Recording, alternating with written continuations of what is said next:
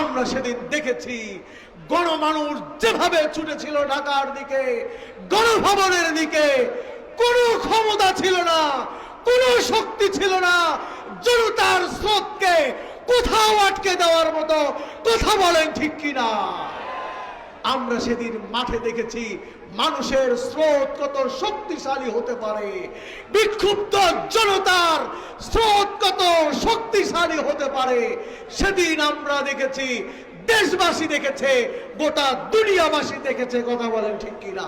গণমানুষের প্রিয় সংগঠন ইসলামী আন্দোলন বাংলাদেশ ঢাকা মহানগর উত্তর ও দক্ষিণ আয়োজিত ফ্যাসিস্টের বিদায়ের 1 বছর পূর্তি উপলক্ষে আয়োজিত আজকের এই মিছিল পূর্ব সমাবেশের সংগ্রামী সভাপতি, ইসলামী আন্দোলন বাংলাদেশ ঢাকা মহানগর দক্ষিণের সংগ্রামী সভাপতি জননেতা মাওলানা মোহাম্মদ ইমতিয়াজ আলম, আজকের প্রধান অতিথি আমাদের প্রাণপ্রিয় রাহবার, এদেশের গণমানুষের রাহবার, বঙ্গ অভিভাবক, জুলাই আন্দোলনের অন্যতম নেতা, ইসলামী আন্দোলন বাংলাদেশের মোহতারাম আমির মুফতি সৈয়দ মোহাম্মদ রেজাউল করিম পীর সাহেব হুজুর চরমনাই।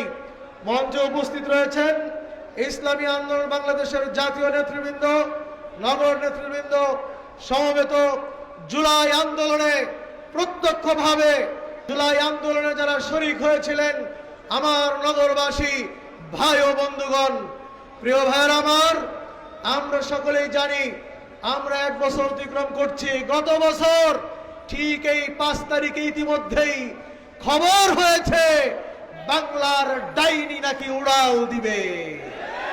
কথা বলেন ঠিক না? ইতিমধ্যে এই সময় খবর হয়েছিল 16 বছরের ডাইনি উড়াল দেওয়ার জন্য প্রস্তুতি নিচ্ছে। প্রিয় ভাইয়ের আমার, আমরাও প্রস্তুতি নিচ্ছিলাম, গণভবনে গিয়ে ডাইনিকে আমরা ধরে ফেলবো। প্রিয় ভাইয়ের আমার, ডাইনির হয়তো কপাল ভালো, উড়াল দিয়েছিল। আমরা বলতে পারি সেদিন যদি গণভবনে ডাইনিকে পাওয়া যেত, ডাইনির শরীরের একটা পশমও খুঁজে পাওয়া যেত না। তার অস্তিত্ব দুনিয়ার মধ্যে থাকতো কিনা সন্দেহ। আমরা সেদিন দেখেছি গণমানুষ যেভাবে ছুটেছিল ঢাকার দিকে, গণভবনের দিকে, কোনো ক্ষমতা ছিল না, কোনো শক্তি ছিল না জনতার স্রোতকে কোথাও আটকে দেওয়ার মতো।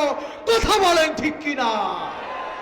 আমরা সেদিন মাঠে দেখেছি মানুষের স্রোত কত শক্তিশালী হতে পারে, বিক্ষুব্ধ জনতার